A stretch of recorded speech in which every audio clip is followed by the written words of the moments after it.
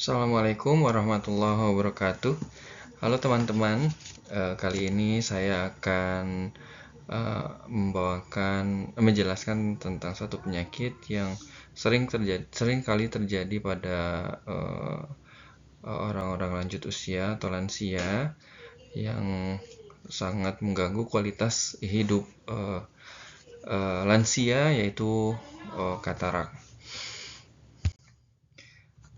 Definisi dari katarak itu adalah setiap keadaan kekeruhan pada lensa yang dapat terjadi akibat hidrasi atau penambahan cairan lensa, denaturasi protein lensa, atau akibat keduanya, biasanya mengenai kedua mata dan berjalan progresif. Atau bisa juga disingkat dengan kekeruhan pada lensa yang menyebabkan gangguan penglihatan. Pada gambar ini bisa kita amati bahwa mata yang normal terdapat lensa yang jernih, sedangkan mata yang menderita katarak terdapat lensa yang memutih yang tertutup oleh katarak. Etiologi katarak itu sendiri menurut OD meliputi yang pertama faktor keturunan, yang kedua cacat bawaan sejak lahir atau faktor kongenital, yang ketiga masalah kesehatan seperti diabetes, penggunaan obat-obat tertentu khususnya obat steroid yang digunakan dalam jangka panjang, gangguan metabolisme seperti penyakit diabetes mellitus, gangguan pertumbuhan, mata terpapar sinar matahari dalam jangka waktu yang lama, merokok dan alkoholik, atau si pasien pernah mengalami operasi mata sebelumnya, atau bahkan mungkin mengalami kecelakaan pada mata. Klasifikasi dari katarak sendiri diklasifikasikan atas dua kategori berdasarkan usia. Katarak dibagi atas katarak kongenital. Katarak ini dialami oleh bayi baru lahir, dan bayi yang berumur kurang dari 1 tahun. Katarak juvenile, katarak terjadi pada usia anak-anak. Katarak senil terjadi pada usia lanjut, jadi pada lansia. Klasifikasi yang kedua berdasarkan penyebabnya. Katarak bisa disebabkan oleh penyebab trauma, benturan tumpul, atau cedera pada mata. Yang kedua katarak toksik, yaitu mata terpapar oleh bahan kimia.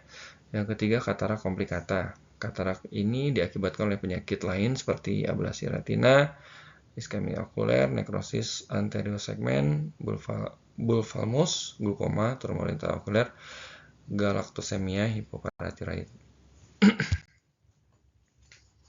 Dalam diagram ini bisa kita lihat bahwa patofisiologi katarak